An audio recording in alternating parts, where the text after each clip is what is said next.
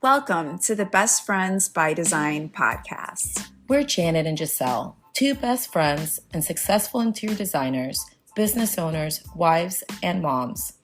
And we believe in the power of thoughtful and intentional design. So we're here to share our knowledge and expertise on creating a personal brand that truly represents your vision and values. We'll also bring in expert guests from various fields to share their knowledge and perspective with you. But it's not just about business. We'll discuss the importance of maintaining a healthy work-life balance while prioritizing self-care. And we'll share our holistic approach to aging gracefully and staying healthy and fit while on the go. So join us for candid conversations and expert advice on becoming the best version of yourself.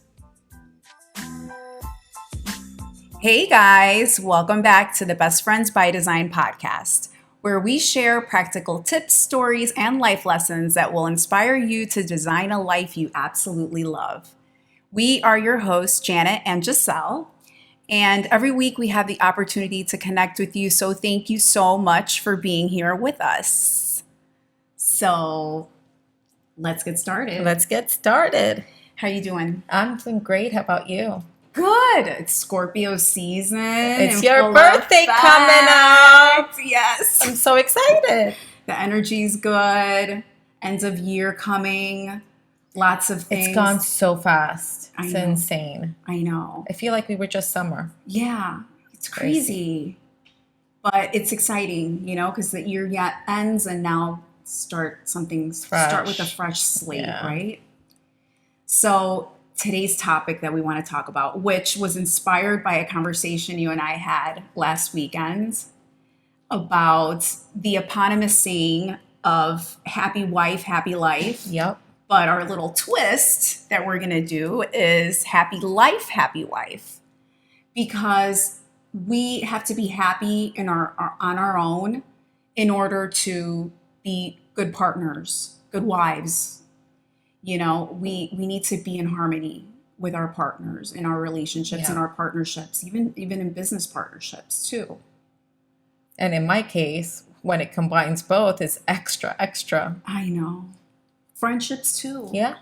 I think this goes across the board, but we want to focus now on relationships, marriages, especially marriage, because it's a really, it's intense. And it's hard, and it takes work. Well, I'm on number 2, so I feel like a little bit of an expert here. Yeah.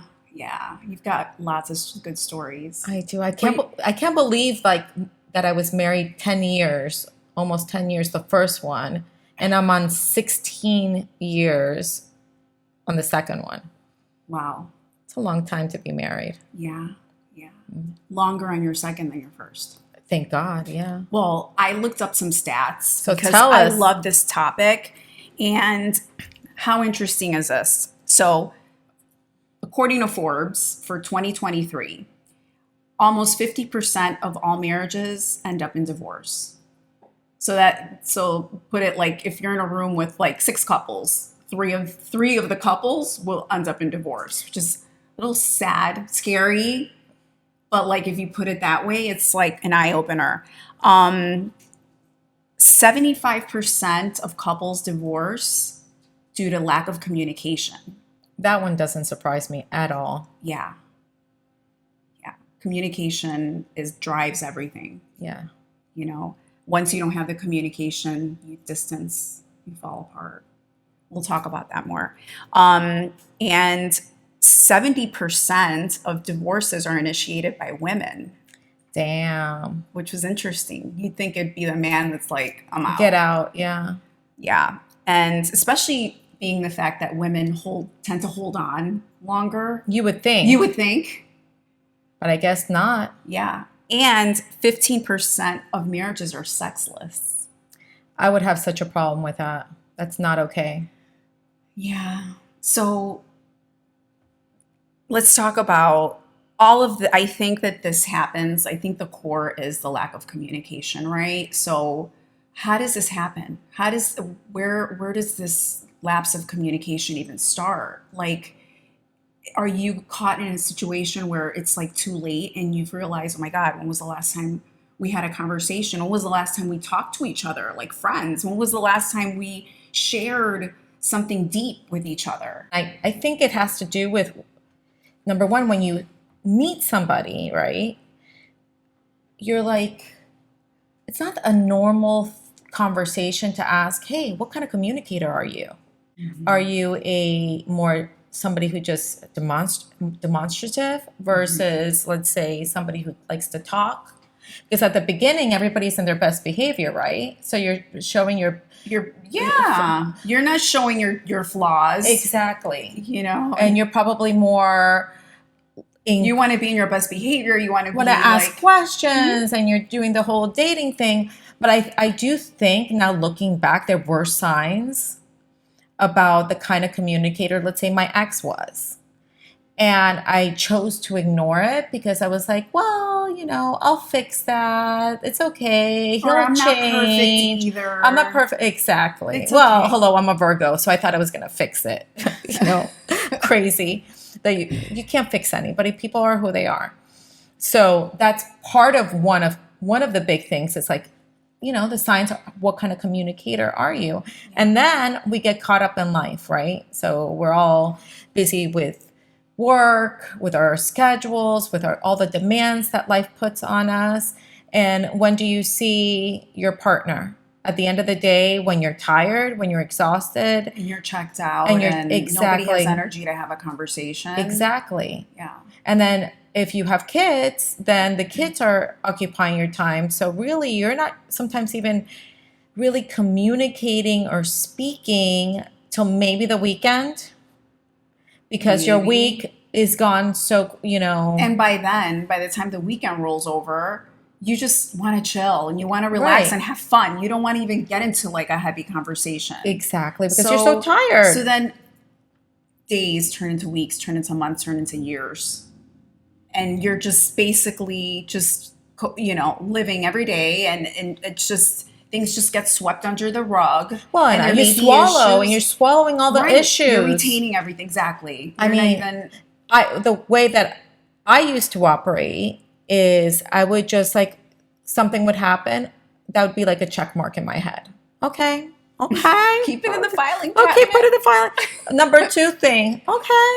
Okay, and like and all that swallowing of resentment and anger just would build up on me. Yeah. And then it would be funny because then like I would finally explode, and then I felt like one of those crazy Latinas going blah, blah, blah, Yeah. because I had finally blown up, and then he would look at me like I was crazy. Of course he thought I was crazy because at the time, you're just saying what's bothering you, and it could be the most stupidest thing that happened, but you're so resentful for the other million things that happened That happened months ago.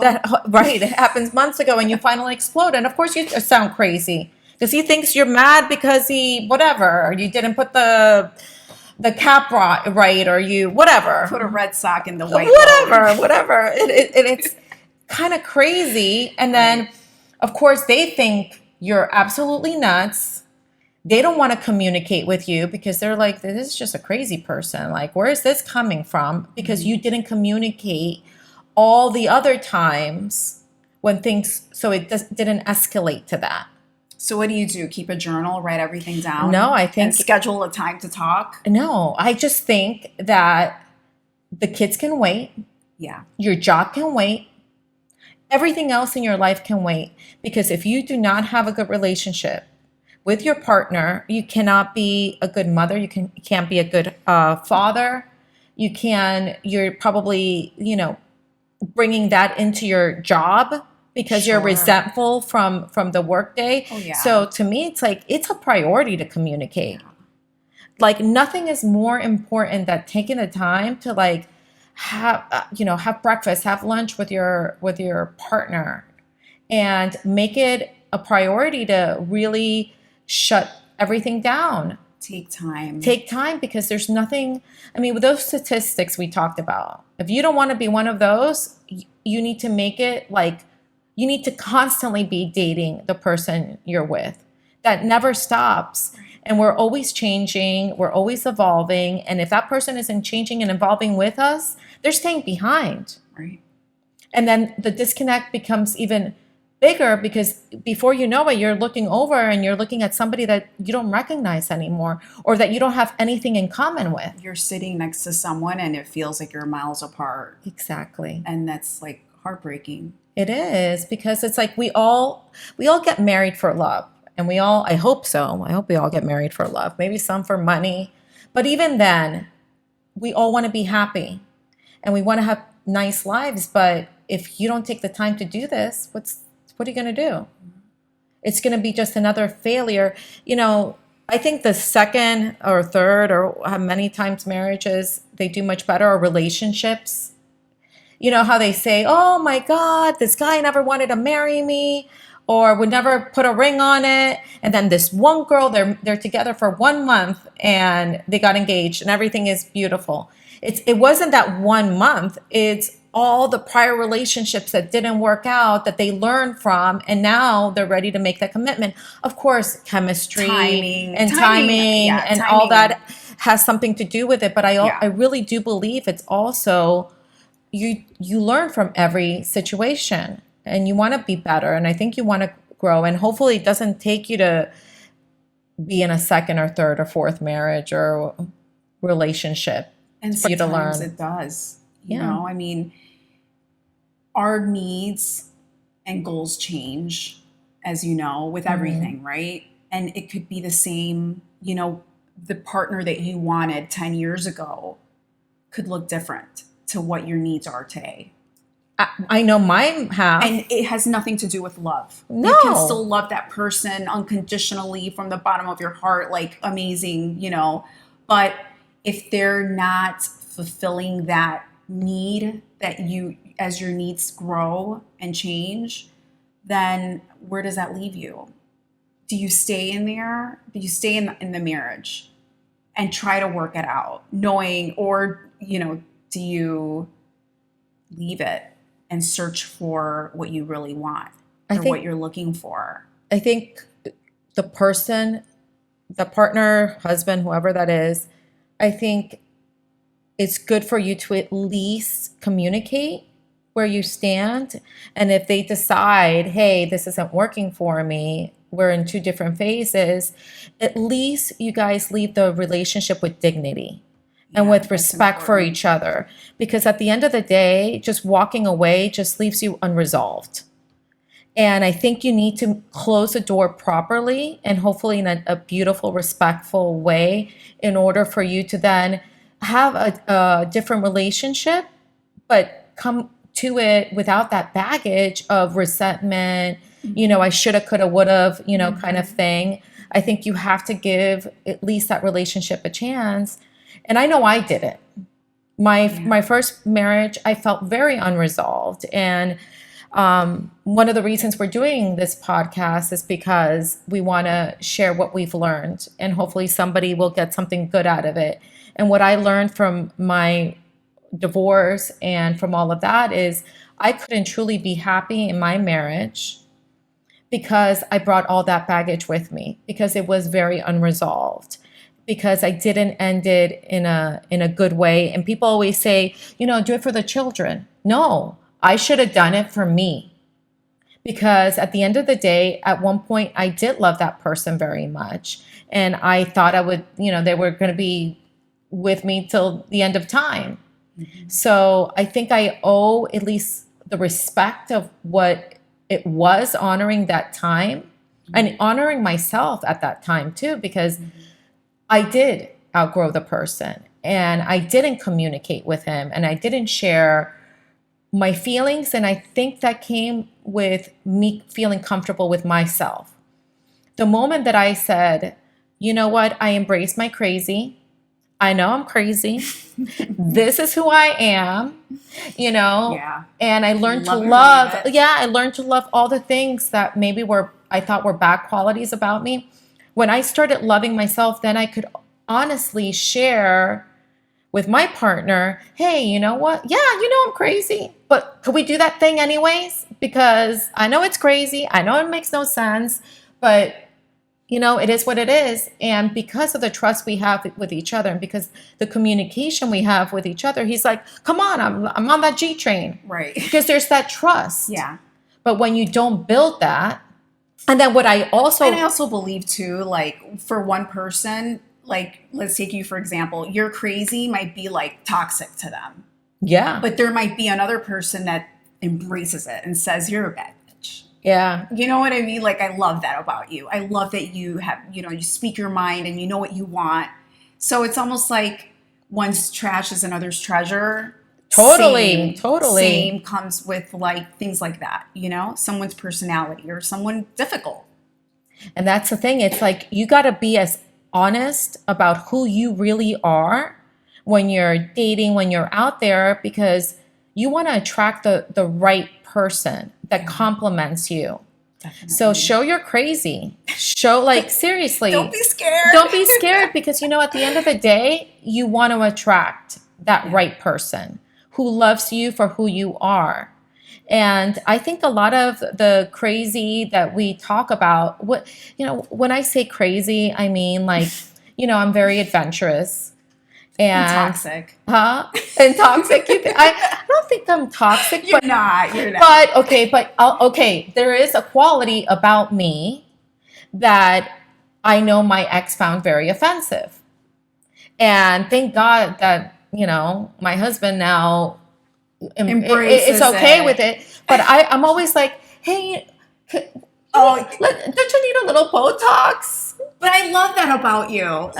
You're like the best mirror, Exactly. Like I don't need here, Giselle, what do I need to do to my face? Right, exactly. I'm like, fix me. So I would say stuff like that to him. And actually we did eventually have a conversation and I didn't know this all those years being together that it hurt him.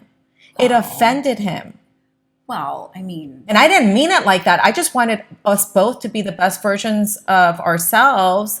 And also because of the way I was brought up. He misunderstood what you were saying. You weren't trying to criticize him or belittle him or demasculate him, but you were just trying to make him a better version of himself. Exactly. That's all. It was just, look at me. Look what I chose as an industry, what I'm doing. I'm a fixer. You're a fixer, exactly. My job is to make things look beautiful. We fix homes and people. That's right. There's nothing wrong with that. That should be like the name of our new company. I love a good makeover. I do too. To make over a man, like you see their potential. It's absolutely. Yeah, like I have so much potential. Exactly. It's like a house having good bones. Hello. It's like you walk in, you're like, oh, this is like but can become a masterpiece. But it was for him. It was me not accepting him for who he is. Like it's just he found it very offensive. So you're right. So that was toxic to him because he didn't understand who I really am. Yeah, and I find offense to that too, because I'm like, don't you see that I do X, Y, Z, and I was with love. I'm like, why would you ever think that came from a bad place? And that's a really good example of miscommunication, because I think too, it has a lot to do with not only what you say or communicating, but it also has a lot to do with your upbringing. There's a lot of, things from our culture, from the way we brought up, that we carry those things. And maybe that's something that he wasn't accustomed to, or he didn't see his mother doing that with his father. Maybe he just heard praise and thinks that's completely wrong. We don't know. Yeah. And that's why it's so important you have those deep conversations. I think when you're first meeting somebody, go deep. Don't go surface. Right. Go deep into those conversations. What was your family like? Meet the family. Go, I know we've all turned into our mothers. So hello, don't you think they do too? Yeah. Or their fathers? Yeah. So go and find out what's up. Right. Get deep into what their future looks like too. What kind of relationship they want to be in. How do they want to be treated? Like, have you ever thought of even asking, well, you're married now, but I'm saying like when you and started, or your Husband. Uh-huh. started dating or seeing each other, did you discuss those things, talk about those things? Not at Like, all. how do you want to be loved? How do you how do you want to be What's our treated? love language? What's your love language? Like, people don't even realize that that's really a thing, you know? And it's so important, because if your love languages align, it's like a match made in heaven. It is. Now, if your idea of love, or showing love looks completely different from the other person, you're not going to understand it. Exactly. Like, if you're the kind that wants affection and words of affirmation and, cuddling all the time, but your partner just wants to buy you gifts and, take you out and show you like wine and dine you, then you're going to feel, which there's nothing wrong with that. That's amazing too. But I'm saying, like, you're going to want that affection, you're going to feel empty. You're going to feel like you're missing such a big part, because that's what you value. But the other person may not value that. For them, it's like, okay, like, here, you want a rubby? Okay, here, you good? No. And you're just like, no, I want more, And I'm a sponge. You have to be aligned. Absolutely. And those things are so important, jumping off into a relationship. And if that person doesn't know that, teach them. That's like things that you could, like, I don't know. Like, I tried. You think it has to be like natural, like it I has don't know. to be in you? At least I think so, because in my experience, you could bring it out in somebody. Like I'll tell you this: the more you show who you are, the more comfortable that person, your partner, is willing to show who they are. Even like, you want to be a little freaky, and they're like, they might have not shown their freak because, they were afraid of what they would offend you or say. But if you're showing a little freak, then they're like, okay, I could be a little freaky too. Right. And you know what? That's such a great thing. Yeah. I think it's so fantastic. And I've that's such a great thing to be able to explore. Now, somebody who doesn't even like remotely have it in them. Mm-hmm. I remember I love massages. And I remember telling my ex, hey, let's get a massage, let's, do something. And at the beginning of our dating part, yes, we were very affectionate with each other. So little did I know that that's not his love language, to be very affectionate or huggy or kissy or holding hands all the time. You never saw that from the beginning? No, because because at the beginning he was. And then towards the marriage, he was so busy working. That was like, so he dried out. Yeah. Now there was other ways. One of his love language was cooking. So he would cook, and he was like really good he loved to keep the refrigerator stocked up, and he was really good with the kids and giving them their medication and all of that. I remember he was so good with that. So that was the way he loved, and he was a very good provider. But he's not an affectionate person.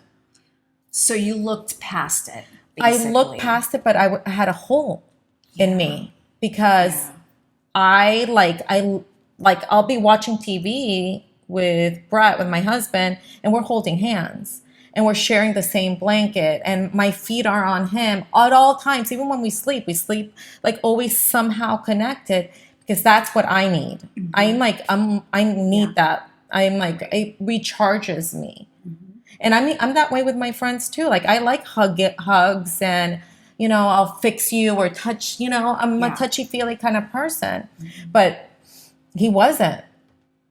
And that created such a big void in me. And thank God I'm with somebody now who is extremely affectionate. And also I feel comfortable. Like, I'm super silly, and I joke around a lot. So I'll jump on him, and that's do like stupid too, to be playful and sweet, like, and laugh. Right.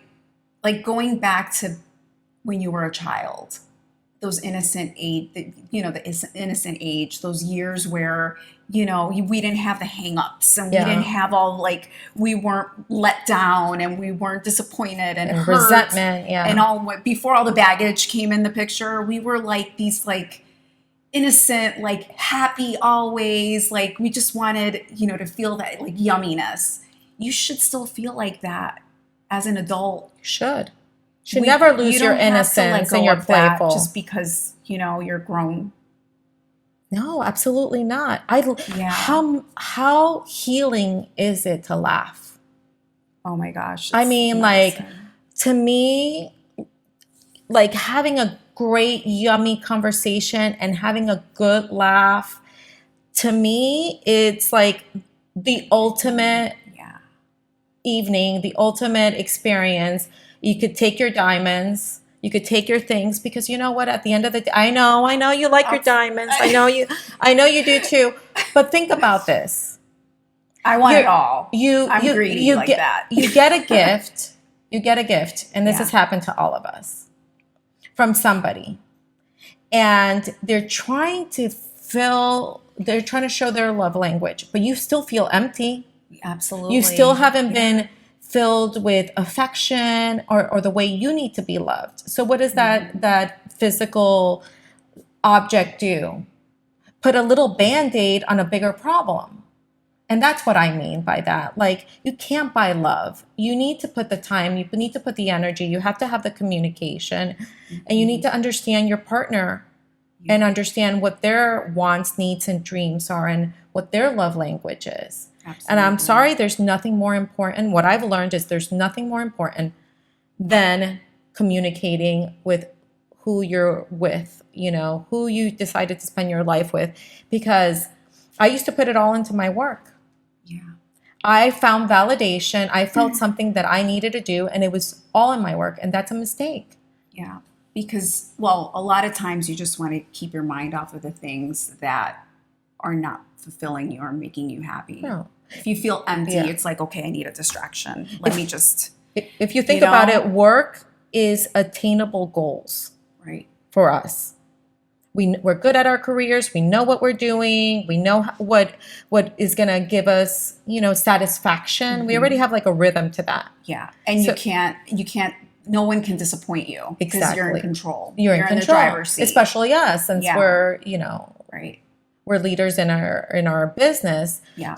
So that's a very controlled. The one thing you can control is the thing that you want to focus on when everything else is out of control. Exactly. It's like an escape.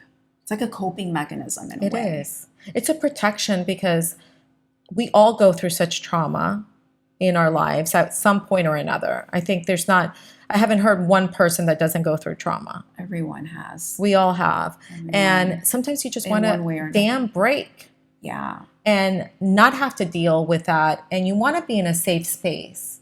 And you create little comfort zones for you to be able to deal with all the trauma that we all carry. And then when we have issues in our relationship, that just brings up our trauma. Mm-hmm.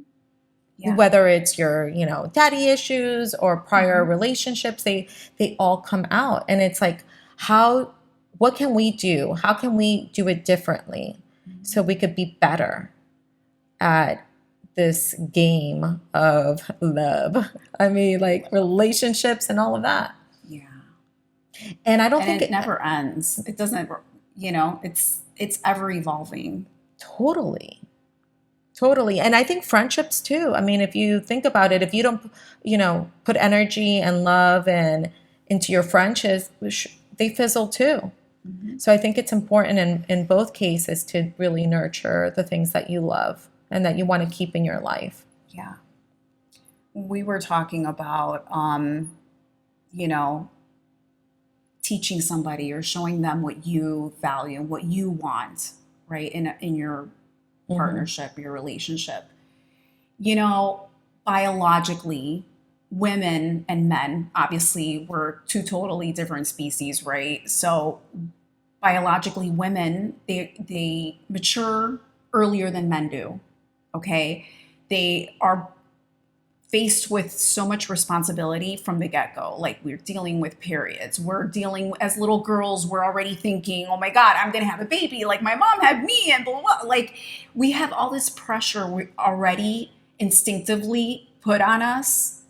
And men, it's like they don't have those same pressures. So I think that that's why women mature earlier than men do. And I feel like that's why for us, we have to take control of when we have to, take control of what we want out of our relationship. But to a certain extent. Right. We don't want to take over. We still want to be the receivers. So, but we don't yeah. want to be, but we want to, so it's role reversal basically. We were talking about the feminine and masculine energy, right? Right. So that's energetically. Right. Yeah. Energetically. Which I had totally forgot about that. That whole thing about feminine energy. Yeah. And you reminded me in our conversation we were having last weekend about that. And it made me think a lot about that because we're usually in our masculine energy. Always, especially being in business all the time. Yeah. I mean, you're like boss all day, doing all these things, making all these decisions, running your business. The last thing you want to do is go home and do the same thing. At least I don't. I want to I need a break. I want to turn it down, and then I want to be the receiver. I want to be in your feminine energy. In my feminine. I want to be taken care of. I want to be nurtured. I want to be baby. I was going to say, so what does that look like for you? What would be the ideal situation for you? What to be in your feminine energy when you come home? What would be the scenario? The scenario would be just getting out of my clothes and getting comfortable and getting on the sofa and just cuddling, kind of not even cuddling too much, but laying down and just let's talk about today. How is today? And affection and yumminess and dinner and just turn off the phone, leave it far away and just enjoy the last few hours and rest and sleep together and feel yummy and all that. So good. Yeah, it's so simple. It is nothing. Isn't it crazy when you break it down? When you break it down, not once did you say, "I want to go to a fancy restaurant," or get on a private plane and go off to Paris, which would be nice, by the way. Geez. If you're listening, yes, that would be very nice. Maybe on the weekends. Exactly. We said weekdays. But the point is look at what we're asking for. It's nothing, to me, unattainable. Right. This is very attainable. Sure, definitely. But both parties have to be on the same, mindset, though. You can't have one person that wants to come home and talk and just connect, and then the other person's shut down because they're tired and they're checked out because of the stressful day. It's making the effort, even when you're tired and you're just spent, just be tired together. Then just let the other person know, look, today I'm let's just chill, and it's okay. You don't have to sit here and have a whole dialogue conversation with someone, but it's just about feeling out the other person so they don't feel okay, I'm just your roommate. To me, because that can easily turn into, brother, sister, roommate syndrome where you're totally. You're no longer husband and wife, you're roommates. I mean, it's so easy to get caught up in the routine. I remember when I was in Fort Lauderdale and the kids were still home and, cooking dinner and getting them all settled. And, there was a lot of hustle and bustle going on. I remember just going to bed, pretty much both of us just tired, we barely communicated. Nothing left. We would nothing left and just. Yeah, I mean, I have days that I'm turn on the TV, and I would turn on the TV and we would just fall asleep watching TV, and there was no communication or anything. We were so spent.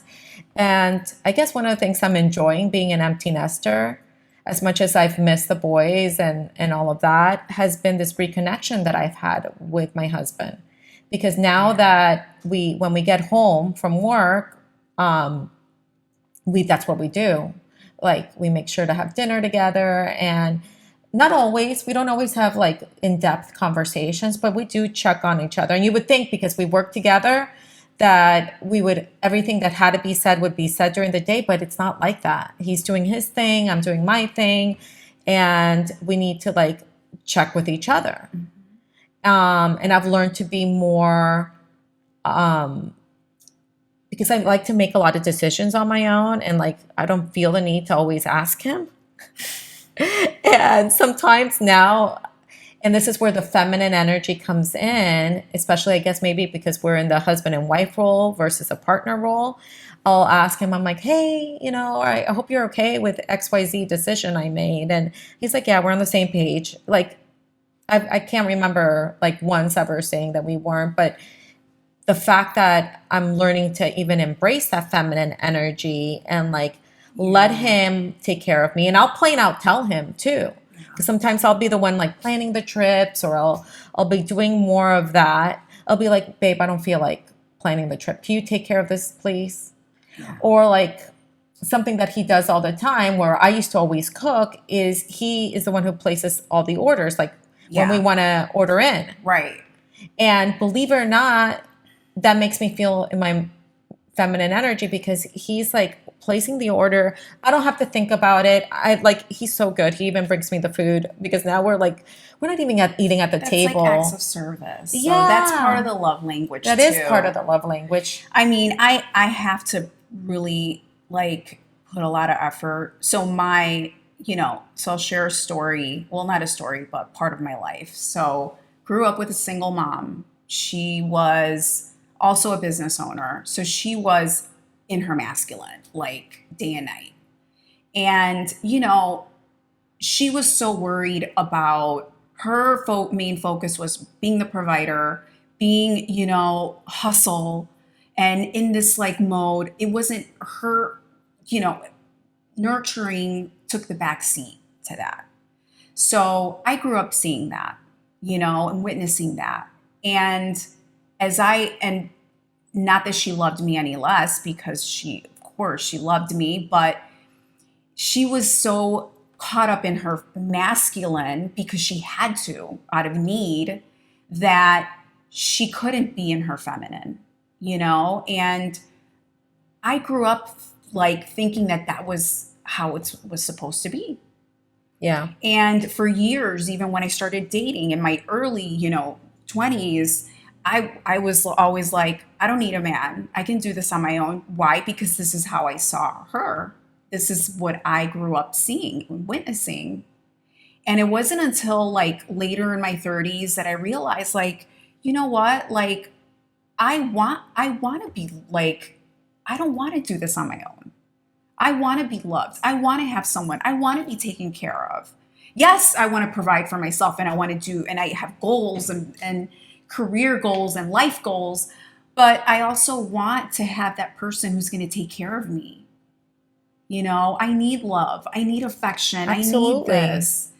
And I could have still, and I see a lot of women now that are like, they don't need a man, and it's happening a lot. It's generational right now where they're just like, you know what, I'm going to boss it up. I'm going to be a girl boss. I'm going to, make my own money. I don't need a man, blah, blah, blah. And it's like, I just look at them and I'm just like, we all need love, and we all need to be in our feminine. And there's nothing wrong with that. There's nothing wrong with needing somebody to support you, to love you, to hold you up, pick you up when you're down. We all need that. Men too, and it's not gender specific whatsoever, because everybody needs a partner. Men need it just as much as women Absolutely. do. There's feminine energy. Men and women, we both have male and feminine, masculine and feminine energies. Yeah. It's just a matter of, balancing it out. It's like a couple that's together. One is more in their masculine and the other one's more feminine in their feminine energy. That's like harmonious. Yeah. But if you have two masculine energies raging and they're like, it doesn't work. It doesn't work because you're clashing. Bumping heads. Yep. Or two people in their feminine. It's like nothing will ever get done, number one. Yeah.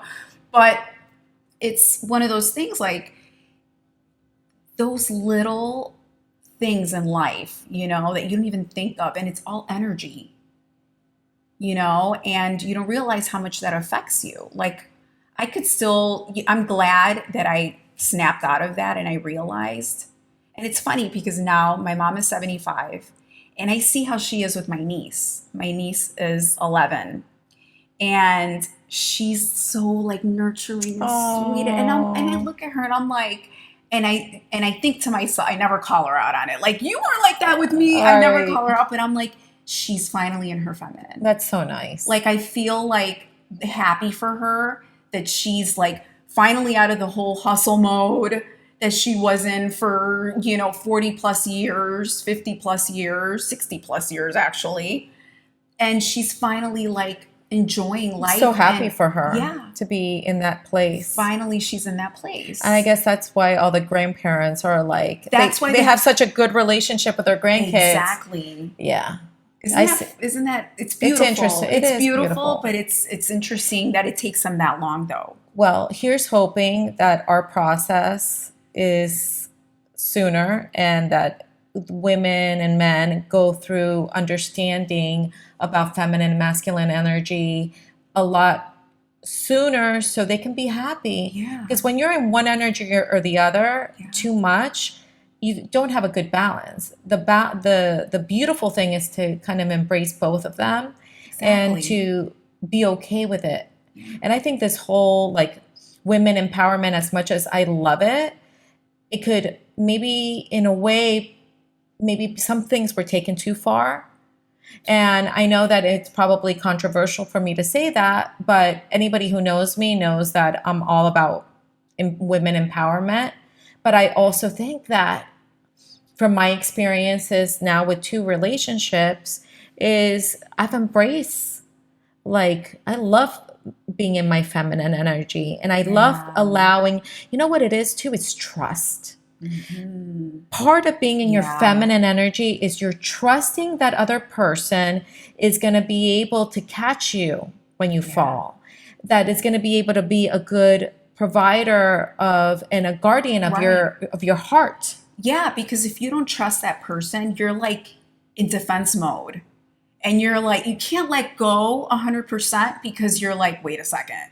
Like, I don't trust that he's going to be here for The long haul. yeah, for the long haul when things get really shitty, when things get really bad. So I have to make sure I have, And that's my the backup and or that's something. and that's the big thing. Number one, as women, we continue to build our guard, right? You get hurt, you build your guard up. You get hurt. Getting hurt is part of the process of life. Yeah. And you're going to get hurt. People are human, they're going to make mistakes. But if you constantly have your wall up and don't allow yourself to be loved properly or for you to give love back, you're just missing out on life.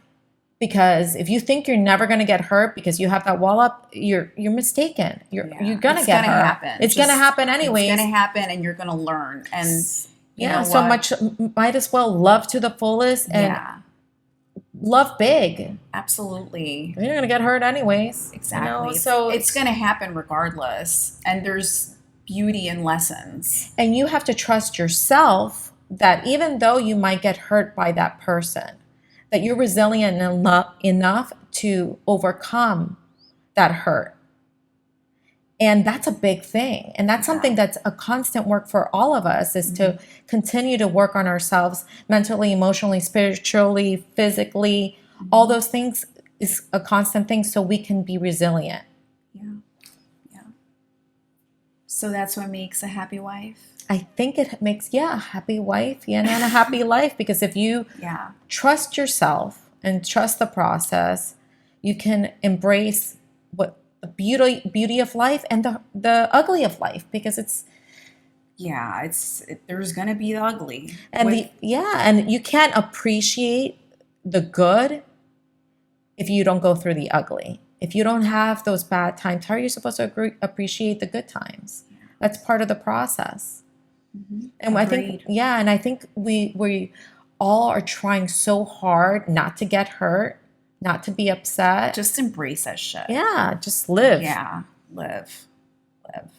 So what makes a happy life and a happy wife? Tons of communication. Tons of, communicate, intimate communication, connection, keep that connection with that person when you feel the disconnect, like bring it Reconnect. back. Rest, You know, take your time apart if you have to. You know, take a break. Everybody needs a break every once in a while. I think it's it gives us healthy. perspective. Yeah. Yeah. Give and take. You know, make sure that it's reciprocal, you know, and you know what energy to tap into. If you're feeling this, you know, your partner wants to take control, receive. And when that person needs you to take over, you know, stand up for it. You know what I mean? And be there for them to you know, to have their, you know, for them to be able to have you to support. Yeah. I think also supporting your partner in their growth, like Yeah. have them do other things outside of the relationship, like so they're constantly growing and learning and evolving. Number Yeah. one, you're going to have a lot more respect for them because you're going to have something to talk about, and you always have to stay interesting Yeah. and interested as well. Because if you look at that person and you don't have respect for them because they're not evolving and growing at the pace you are, you left them behind. Yeah, or So they're not fulfilling your needs. Exactly. Or wanting to, or even Yeah. interested to, or Yeah. taking it for granted. Yeah, We all have needs. we do. So we need to communicate them. Yes, we do. And most important, embrace your feminine, your goddess energy. Absolutely. It's like, It's such a good place when It's such when a you good embrace. It's like place. so yummy. It's Yeah. so good when you Yeah. finally embrace that, and it's about letting go. yeah, Letting go and allowing yourself to be loved and receiving love, and it's so hard for energies like us to do that. But when you finally do let go, oh my God, It's just liberating. It is. It's like you can breathe yeah, yeah. because it's just too much to always be on and carry that weight all the time. Right. It's exhausting. It's exhausting. Yeah. Yeah. Let yourself be taken care of for once, right? Love that. Love that. So let's end on that note. Yeah.